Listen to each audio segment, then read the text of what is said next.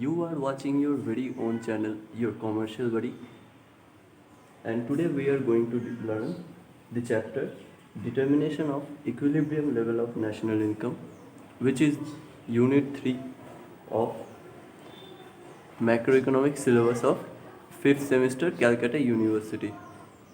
Okay, so we are going to do so by discussing few questions which are kept in front of you.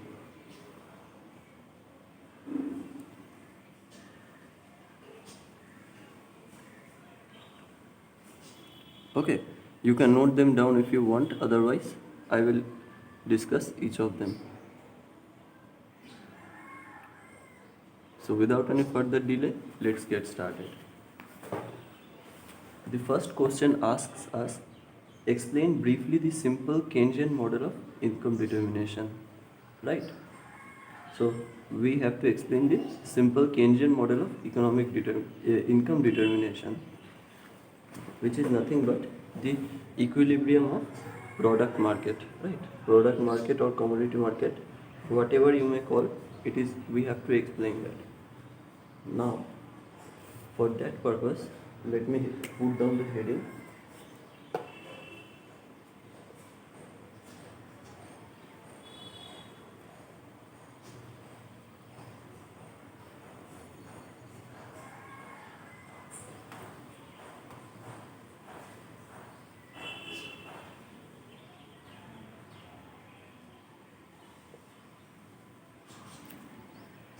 Right. So before that, we are going for a certain assumption. There is only one assumption, that there is no disturbances from supply side.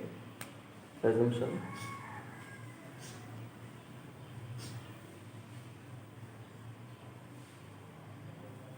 there is no disturbance from supply side. Right. What it means? It means that the country is able to supply as much good as demanded, or aggregate demand equals to aggregate supply. We are going to assume this, right, in our explanation. Now what we will do, we will understand the process with the help of a graph. This graph is very important. This graph is nothing but the uh, equilibrium of product market. Now we have studied in the previous chapter how we do this. First we draw a plane, then we draw 45-degree line. Now we know the significance of this 45-degree line, right? What this 45-degree line determines is that at every point of this 45-degree line, the country is in equilibrium, right? Or AD equals to Y. The income of the country is in equilibrium at this AD equals Y at this 45-degree line. Now what we do, at a certain point above this initial point, we mark our consumption expenditure. Now what does this part of the graph means? This part of the graph means that at zero level of income, people still consume this much, right? At zero level of income, people still consume this much from their savings, right? From their savings. Now from this C point, starting from this C point, we draw a line which is our AD line. AD, right? This is our AD line, and the intersection point is equilibrium point, where product market is in equilibrium, right? Now joining these two, next this is our Y level of income, which is equal to equilibrium level, right? This is our equilibrium level of income. Next what we do, next to Y we draw another Y1, we plot another Y1, and left side to Y we draw Y2. Now these are two income levels which are, one is greater than equilibrium level of income and one is less than equilibrium level of income, right? Next what we do, we draw both the lines with its respective AD line, right?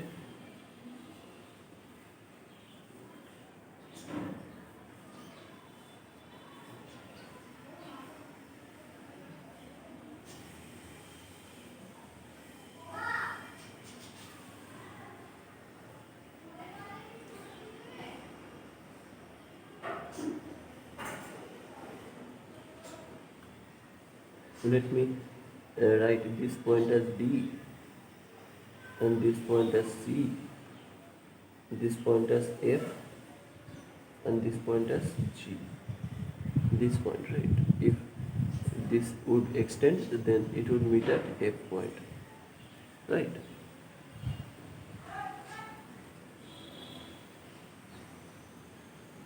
This side is our income,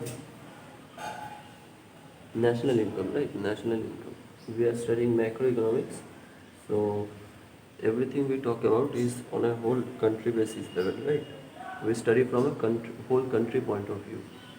This part is consumption.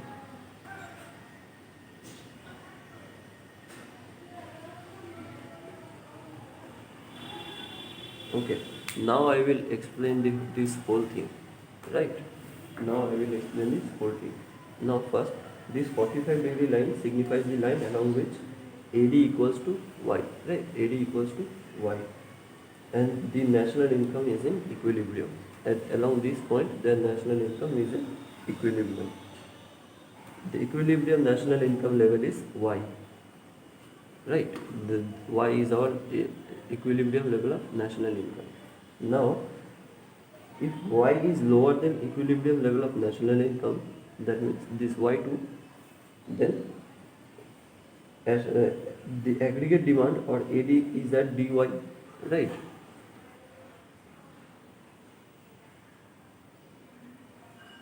The AD, this AD line is at dy2. Yes or no? This is D, right? The dy2. Now, whereas income level is at cy2, right? The aggregate demand is at dy2 and the income level is at cy2. Now, which means AD is greater than Y, right? This AD is greater than this Y line.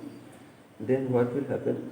When AD is greater than Y, or we know that Y is equal to aggregate supply, so income level will increase and keep increasing until equilibrium is reached, where AD is equals to AS or AD equals to Y, right? If this happens, this situation happens at Y is lower than Y2 is lower than the equilibrium level of income Y, then AD is greater than income Y, right? AD is greater than Y. Then what will happen? Then what will happen? The the income level will increase, right? The income level will increase and keep increasing until equilibrium level of income is reached, where AD equals to AS, right? Adjustment. This is called adjustment mechanism. If Y is great, Y is smaller than Y2. Okay, Y2 is smaller than Y. That means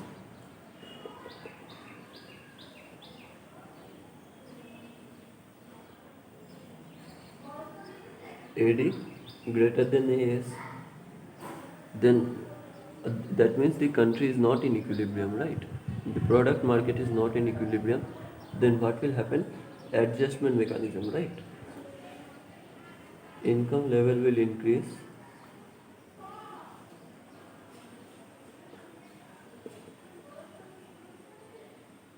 and keep increasing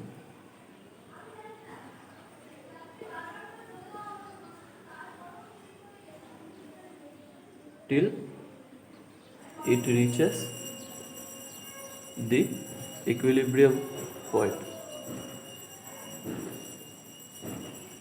Equilibrium income, that is Y, right? If Y2 is the initial level of income, then it will increase and keep increasing till it reaches Y.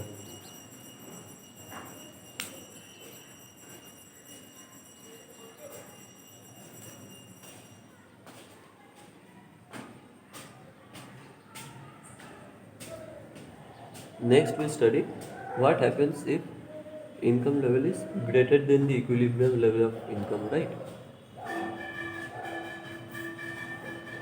That means we study this y1 thing, right? Now when income level is at y1, what happens? We can see that the here income level is greater than aggregate demand, right? That means when income level is at y2, sorry, y1, it means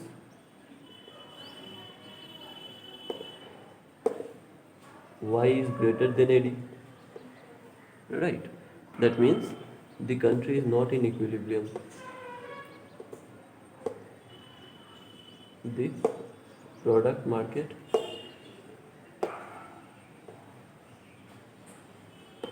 is not in equilibrium. In this case also the adjustment mechanism will happen, right?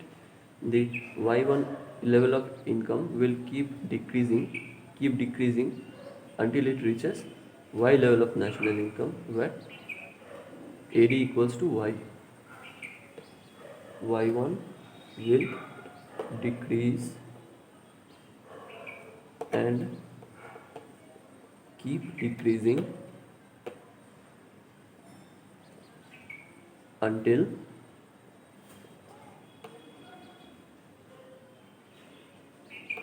it reaches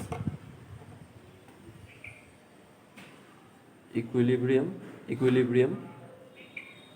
level of income y, right? So this was our adjustment mechanism, and this whole thing was our Keynesian model of income determination, right?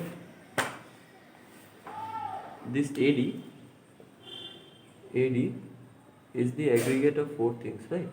C plus G plus I plus NX, which means C is the consumption expenditure, which is the expenditure of households, total expenditure of households.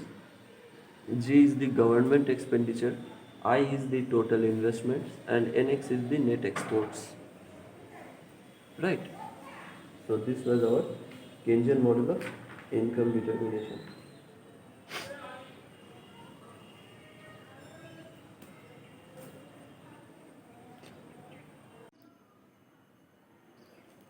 Next question we have, what do you mean by Keynesian consumption function, right?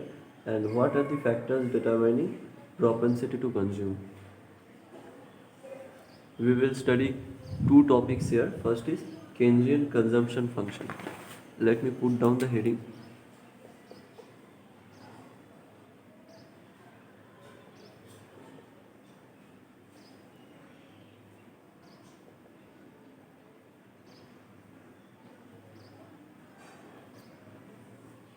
Right, we are going to study Keynesian consumption function. For that purpose, let me plot down the graph first. The consumption function of, according to Keynes, the graph is like this, just uh, like the AD curve, AD graph. This is C, which is C bar plus B into Y, right? This side is income and this side is consumption. Okay. Now, what this consumption function is? If we define consumption function, it would be somewhat like this. The consumption function of Keynes describes the mathematical relationship between income and consumption, right?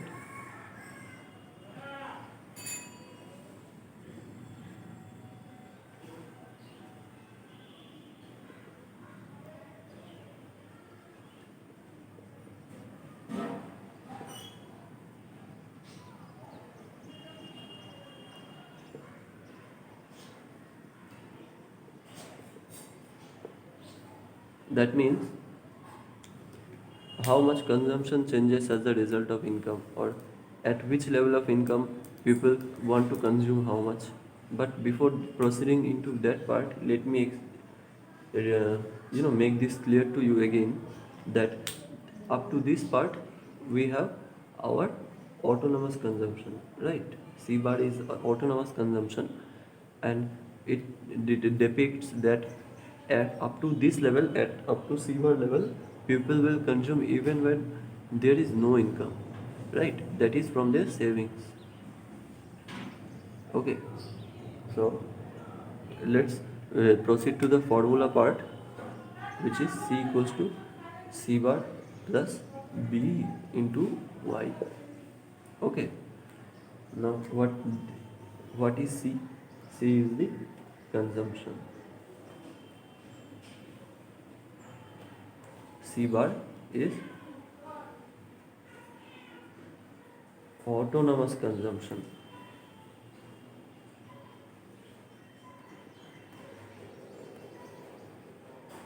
B is MPC, or marginal propensity to consume, and Y is the income level. Right? It depicts the level of consumption of a household sector at various level of income. Right? As I told earlier, at which level of income people are going to spend how much, this graph describes that thing. Okay. Now that we have completed this part, let me proceed to the next part, which asked us that factors determining propensity to consume. Right? Before that, let me explain you what is propensity to consume.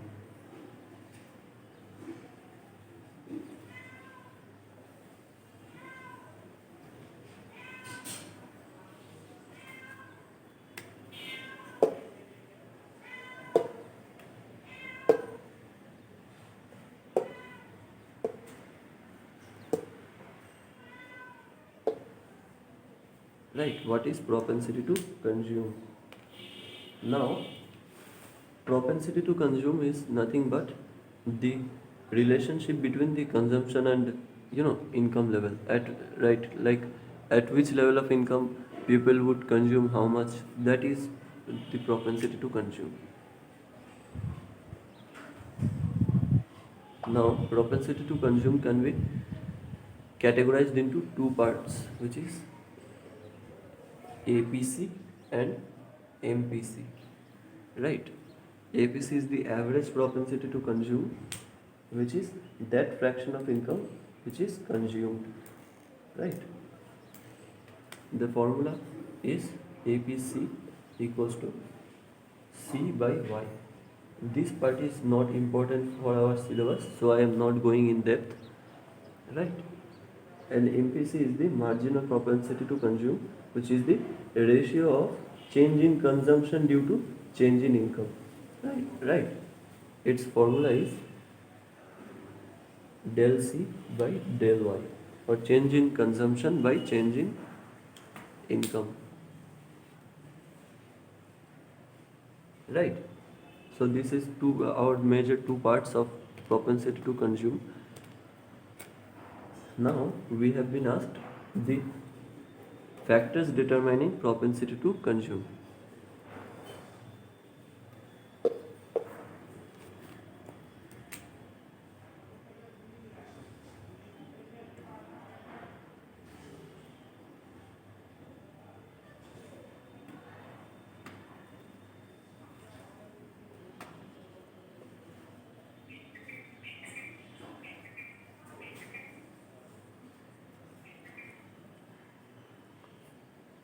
We have two major factors under this if we want to categorize.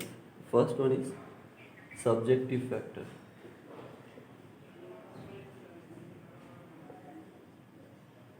Let me write down each of these factors, then I will explain.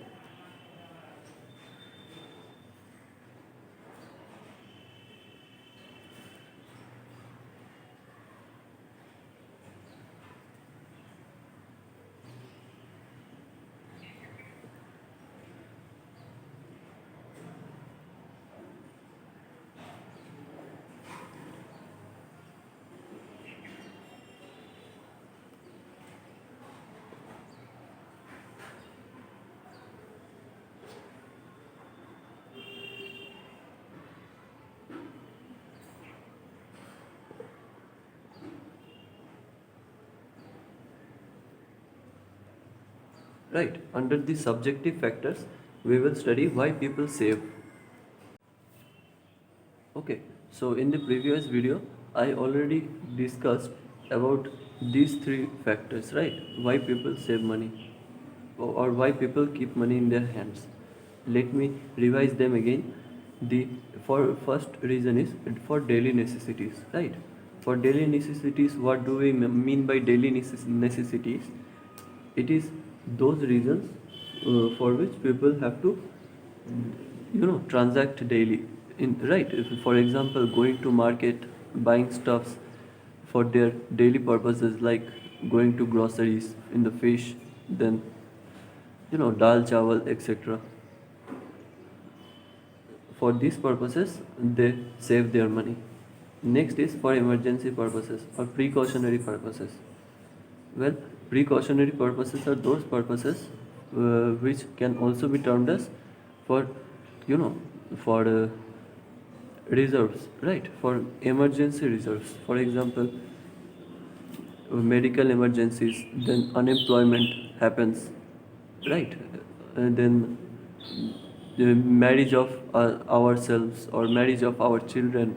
For these purposes, the amount of money people spend or save, sorry, or the amount of money people save for these purposes can be categorized into this second part, right? Precautionary purposes. The next comes is investment or speculative purposes. Now, this purpose is inversely related to the prevailing interest rate, right? If interest rates increases, then investments, the money kept for investments will empty soon in their people hand, and they will invest the money they saved, right? And this is how it works. This, suppose interest rate if decreases, then people will withdraw the money from the investment and keep in their hand, right?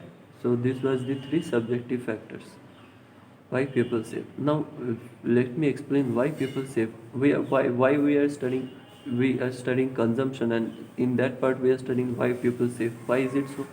That is because the total income is equal to consumption plus savings, right? Consumption plus savings. Income has two parts: consumption and savings. With income, what people do, people generally do two things: either they consume the income, or they save that income, or they do both.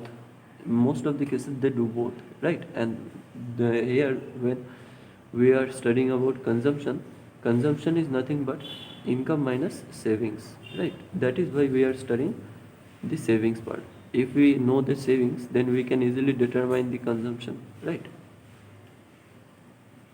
Now next comes our objective factors. In subjective factors, we studied why people save the amount of money that they decide to save, right? It is in their hand whether they want to save it or invest. Now, under objective factors, we will study some of the factors which are not in people's hand, right?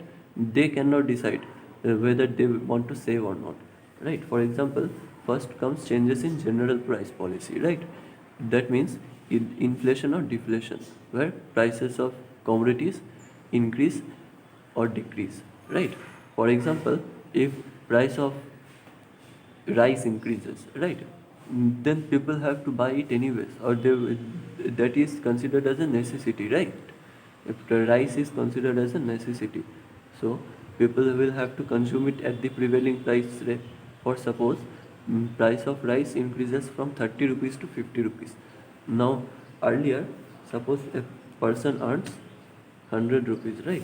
Now, at 30 rupees, suppose the person buys only the rice, okay? Now, if when the price of the rice was 30 rupees, then his savings were 70 rupees, right? Consumption was only 30 rupees and savings was 70 rupees. Now, suppose prices of rice increases 50 rupees, right? Then his savings is decreased to 50 rupees and his consumption is also increased to 50 rupees, right? This is how it works. This is how it works.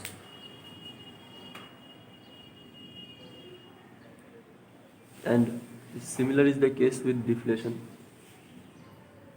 Now, fiscal policy, right? Fiscal policy. In fiscal policy, we know that government either increases tax or decreases tax, right? Now, herein, when we are discussing about tax, please note down that we are talking about indirect tax, right? For example, GST. Now, if the government increases GST, what will happen? For suppose the government increases GST on rice, right? We are taking example of rice because it is a necessity for people, right? And people have to buy it anyway at whatever price it is prevailing. Now, if government increases tax on rice, then what will happen? People will buy it anyway, and the same thing which happened in case of the previous factor, the same thing will happen. Suppose people earlier used to spend 30 rupees on rice, he will have to spend suppose 40 rupees, then his consumption will increase, and he can the fact is that he cannot control it, right? He cannot control it, he have to spend it anyway. So his consumption will go increase, right? And so his savings will go down, okay, at same level of income. Then then the next factor is rate of interest, right? Rate of interest. Now, at the rate of interest, how it determines the savings? Well, it determines the savings for that part of money which people kept for investment purposes, right? Suppose interest rate of interest increases in a certain bank, for example, SBI increases its FD rate from 10% to suppose 12%, then what will happen? People will save more and more of their money, right? Then savings will rapidly increase, so consumption will decrease, right? This is how rate of interest determines the consumption of people. Next comes our consumer expectations. Okay, consumer expectations. Now suppose price of gold is prevailing at 10 rupees. And consumers assume that it will after some time increase to 20 rupees. Then what will happen? Consumers will buy more and more gold, right? More and more gold they will buy at this price rate. Then what will happen? Consumption of people will rapidly increase, and their savings will go down, right? This is how it works. So I discussed the subjective factors and the objective factors. These are the two major factors which determine the propensity to consume, or how much people will consume at a given income level, right?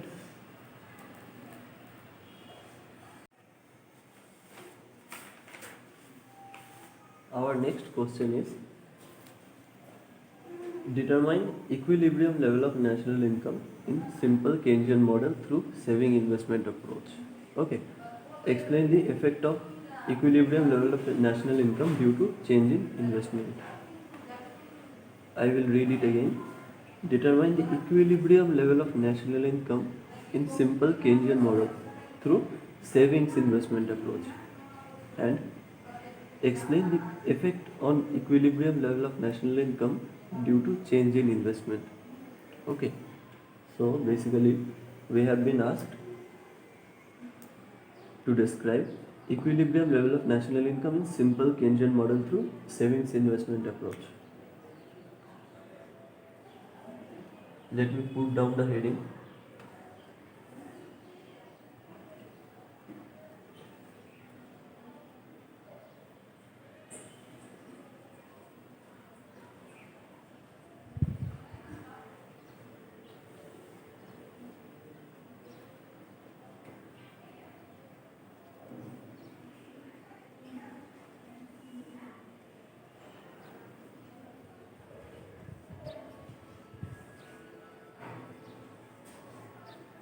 Okay, so we are going to study this heading. For that purpose, before I explain this, let me plot down the graph for you.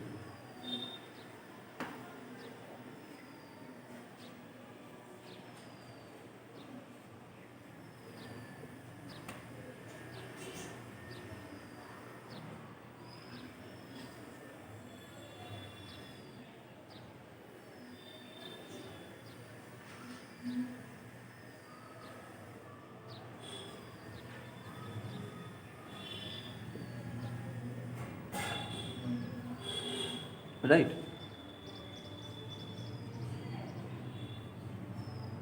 Now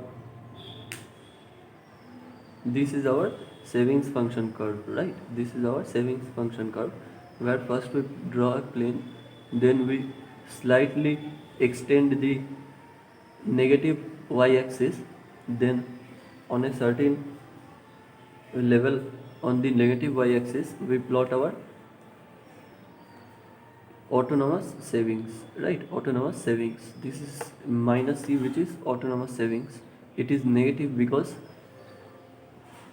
if this is zero level of savings, if people spend below this, then it will happen due to when people will borrow money from others, right?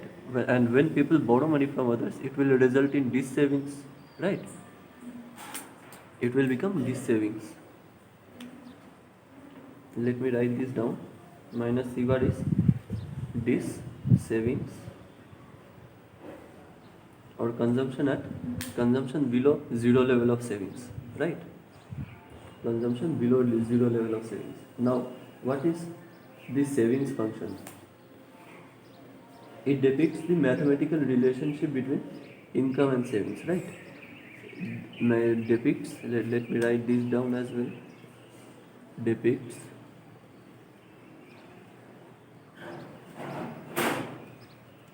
mathematical relation between income and savings, right? So this saving function basically depicts the mathematical relationship between income and savings. Okay, so if we formularize it, it will be like S equals to minus C bar plus B1Y, where S equals to savings minus C bar is autonomous savings or this savings.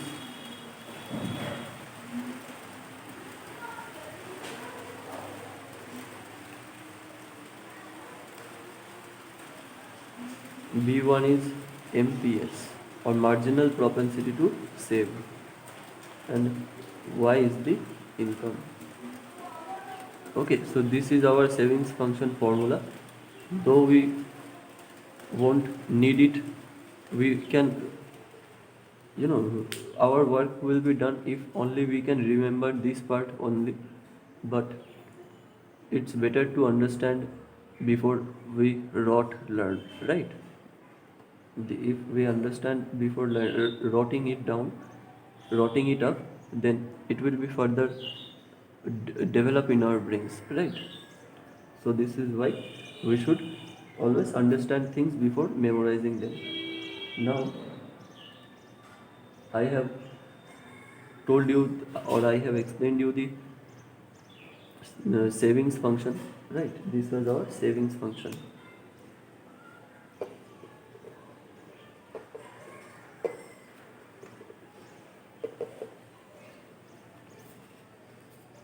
Next we are going to learn the investment function, right? Next we are going to learn the investment function.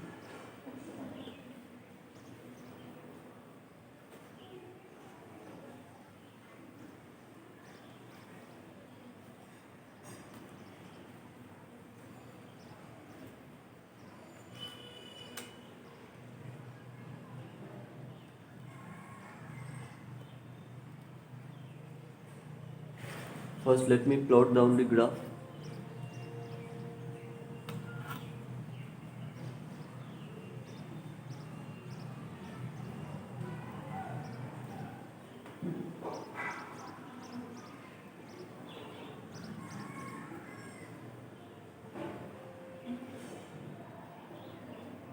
This is our investment curve.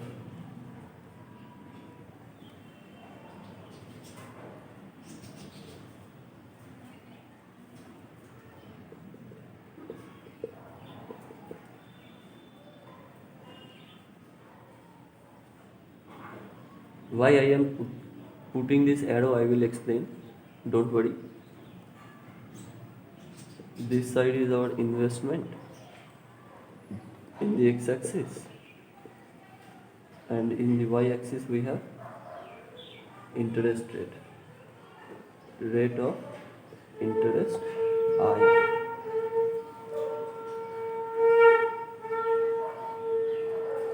Right. So what is investment function?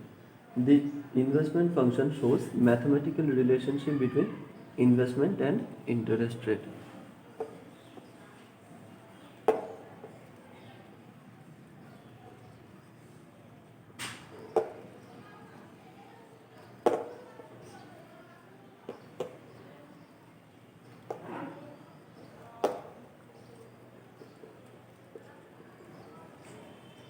Right.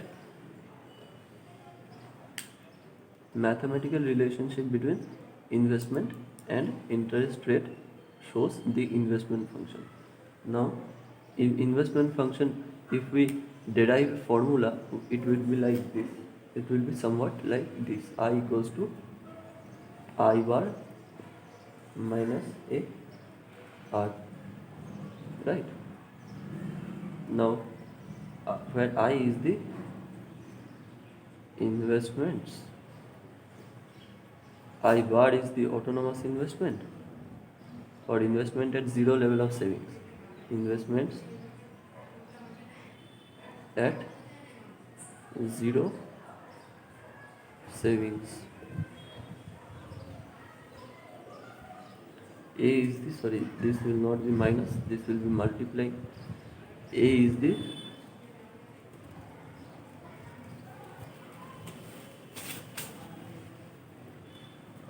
slope of investment curve.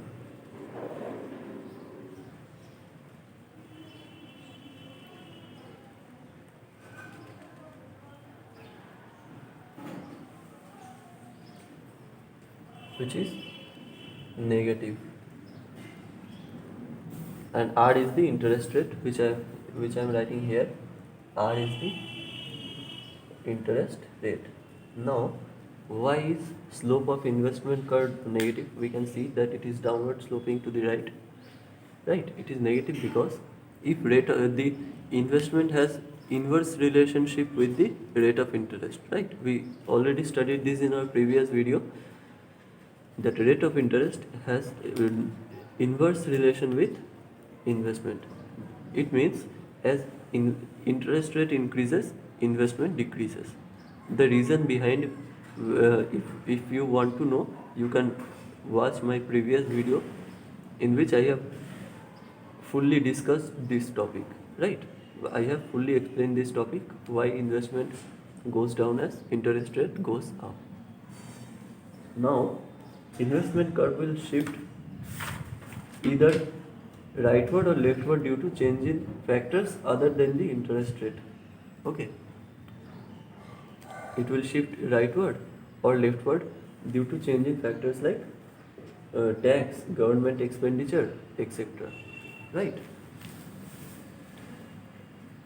For that purpose, we have to understand the derivation of the investment curve. For that, and that thing we have done in our previous video.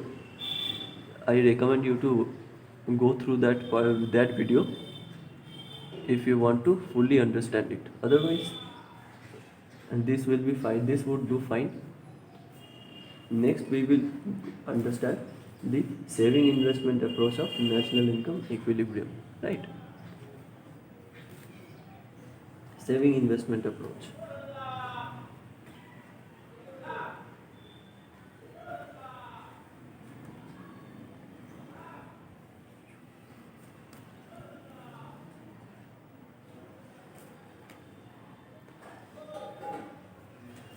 Now, for that purpose, let me plot down the graph here.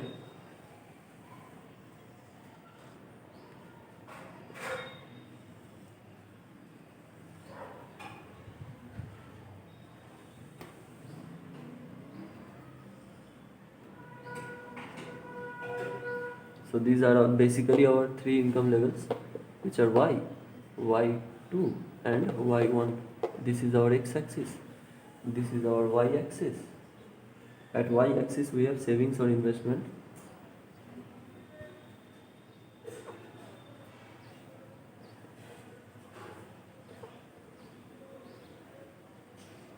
And at x-axis we have national income.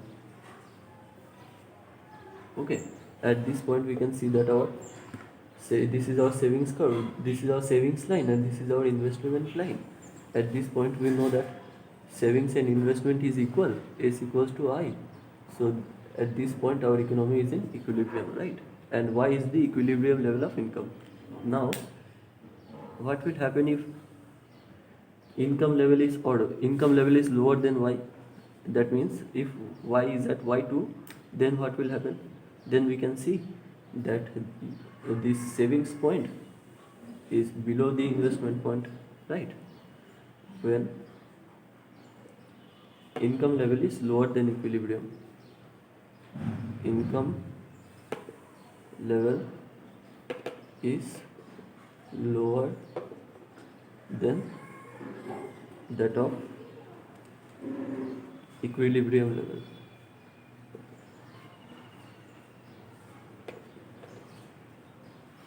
What will happen? Y is at Y2, right? And then savings is smaller than investment, or we can say investment is greater than savings, right? That means the country is not in equilibrium. Then in that case adjustment process will occur, right? Adjustment process we already have studied that if income level is below the equilibrium level, the income level will rise, right? Income level will rise and keep rising till it reaches the equilibrium level of income, which is Y, right? And same will happen when income level is greater than equilibrium level, right? When income level is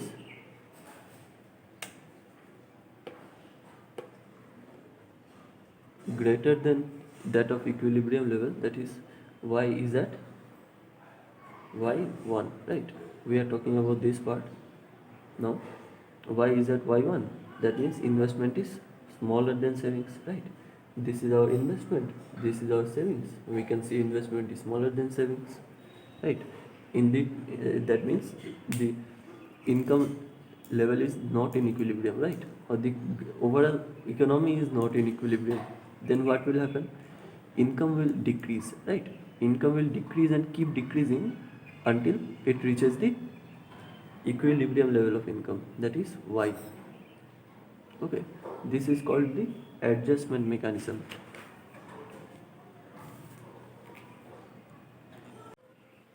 Next question, we have been asked, what is multiplier, right? Explain the concept of multiplier. Now multiplier or M, it can be, the multiplier can be of anything, right? The multiplier is used in various concepts, right? It is basically nothing but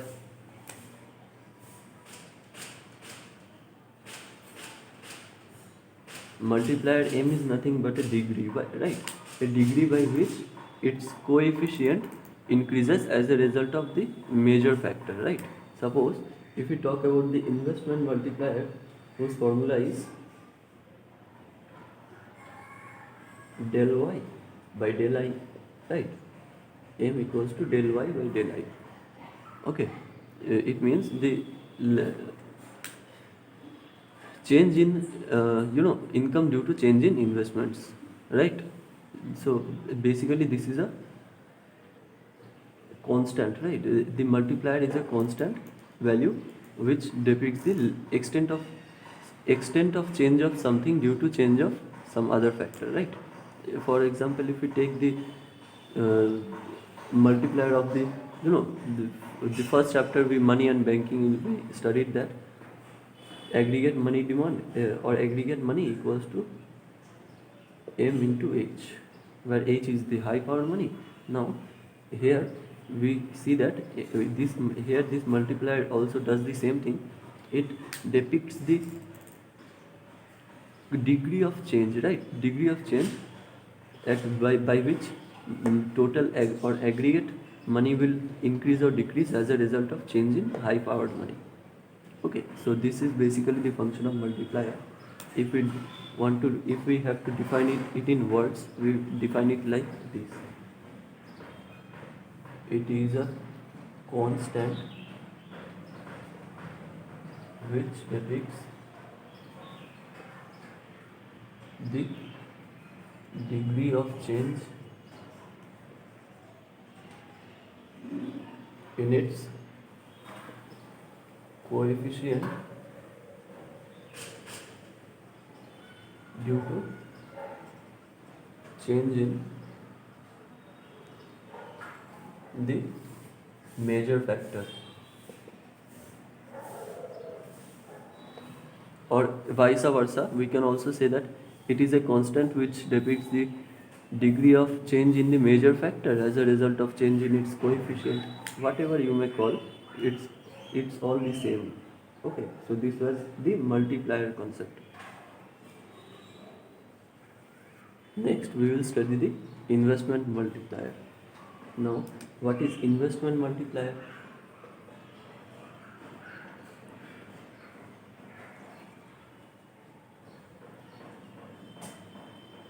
In simple words, we define it as it is a constant which depicts the level of change in national income due to change in investment, right?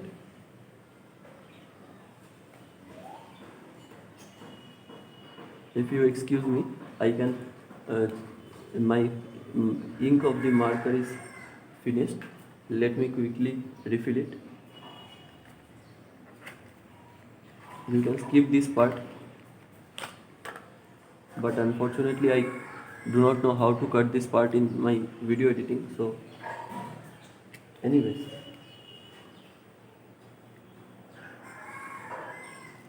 let's get back to the topic. We were talking about investment multiplier, right?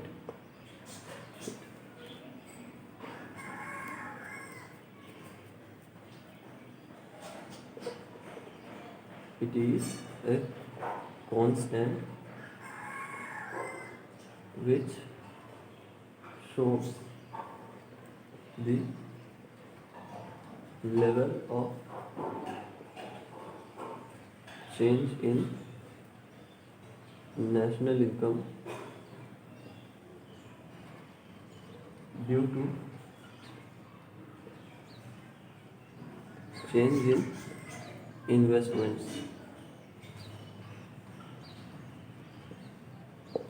right?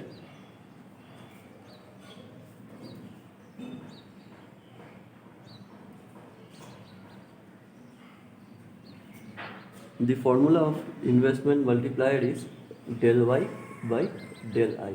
Okay, del y by del y.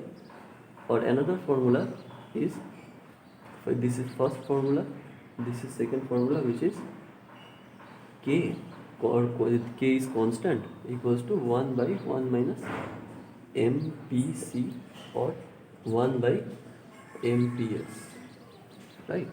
So this is our investment multiplier formula, and this is our definition. I hope you understood it. Next, we are about to define the government expenditure multiplier.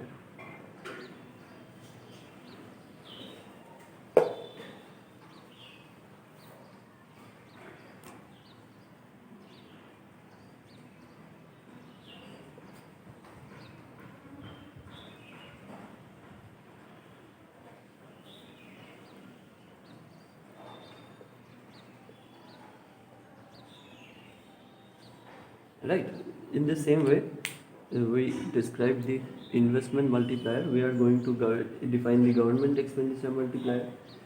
It is defined as the change in equilibrium level of income is a multiple of the change in the level of government expenditure on goods and services. Right. The multiplier is 1 by 1 minus b, which is called the government expenditure multiplier. Right. So it is nothing but change in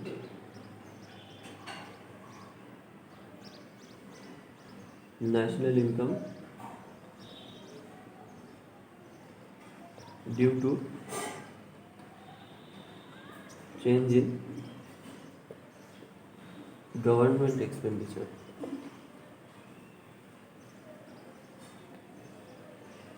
Right? Change in national income due to change in government expenditure. If we formularize it, it would be 1 by 1 minus b. Right? 1 by 1 minus b. Here b is equals to MPC, or 1 minus b equals to MPS. So we can also write this as 1 by MPS. Okay.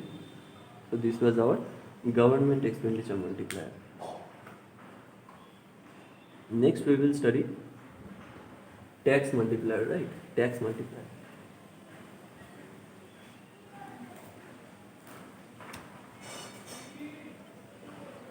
Tax multiplier.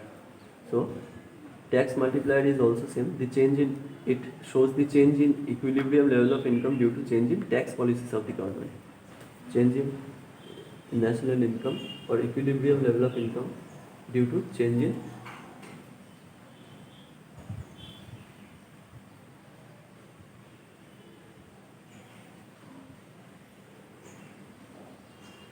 tax policies of government, right? Due to change in tax policies of the government.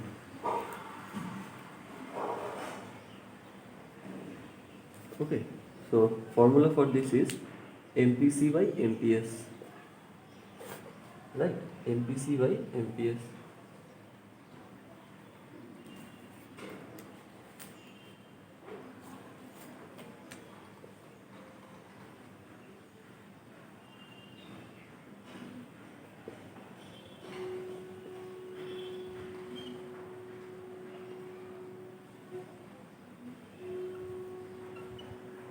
Okay, so this was our tax multiplier.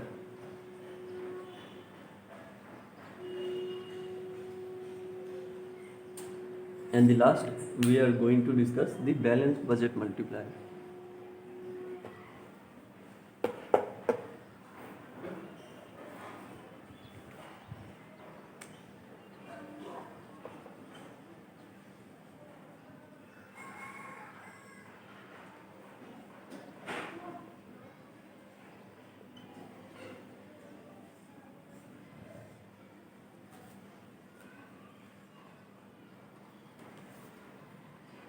The balanced budget multiplier is a constant value which depicts the level of change in income due to combined change in government expenditure and tax policies, right? Okay, so balanced budget multiplier is nothing but the constant, the degree by which national income changes as a result of change in both government expenditure and tax policies. Okay, basically it can be defined as change in equilibrium level of income due to change in, or you can say combined change in government expenditure and tax policies.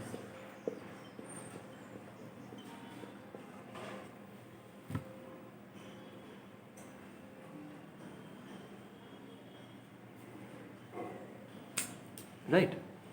And it does not need a formula, right? It is always equal to 1. It is always equal to 1.